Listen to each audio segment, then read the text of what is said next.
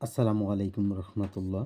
বন্ধুরা, যাদের গ্রাউন্ড জামা তৈরি করলে নিচে ঝুলে যায়, আমি গ্যারেন্টি দিলাম আজকে মনোযোগ সহকারে ভিডিওটি কন্টিনিউ করুন।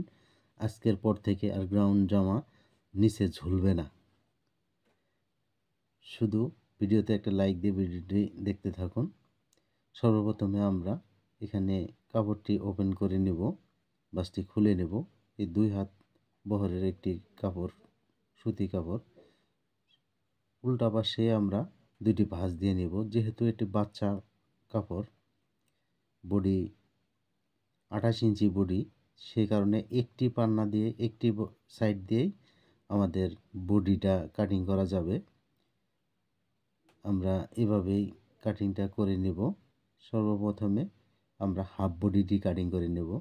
14 ইঞ্চি হাফ বডিটি কাটিং করে নিতেছি, এখানে মার্ক করে নিতেছি। আপনারা এভাবে মার্ক করে নেবেন। এখানে সেলাই মার্জিনের জন্য হাফ ইঞ্চি নেবেন, উপরেও সেলাই মার্জিনের জন্য হাফ ইঞ্চি নেবেন। এখানে আমরা পুটটা নিব 5.5 ইঞ্চি, এখানে নেব 5.5 ইঞ্চি, এই পাশে নিব আমরা 5 ইঞ্চি, আর মহরে বগলের মাপটা নেব 5 ইঞ্চি। এখানে নেব 7 ইঞ্চি বডি, 4 7 28। সেলাই মার্জিনের জন্য 1 ইঞ্চি নিলাম। এখানে নেব 6.5 ইঞ্চি, সেলাই মার্জিনের জন্য 1 ইঞ্চি নিতে হবে। এখন আমরা মার্ক করে নেব। মার্ক করে নেওয়ার পরে এখানে আর মোহরটা দেখেন মাঝামাঝি সেলাই ফিতাটা ধরে মাঝামাঝি ভাঁজ করে এখান থেকে শেপটা সুন্দরভাবে টেনে দিবেন, রাউন্ডটা দিয়ে দিবেন। আমরা গলাটা পরে কাটিং করব, কারণ এই জামাটির গলা একটি ডিজাইন গলা হবে, মেট্রো গলা ডিজাইন হবে। সেই কারণে ডিজাইন গলাগুলো কিন্তু পরে কাটিং করতে হয় বক্রম দিয়ে।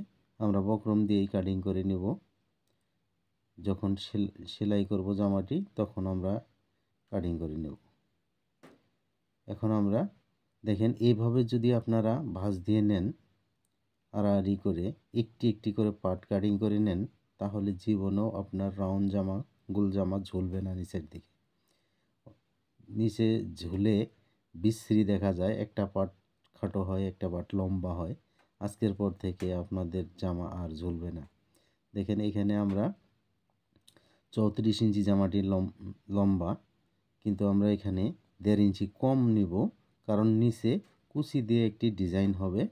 আমরা চতুর সাইডে এভাবে শেপটা রাউন্ডটা দিয়ে নেবেন।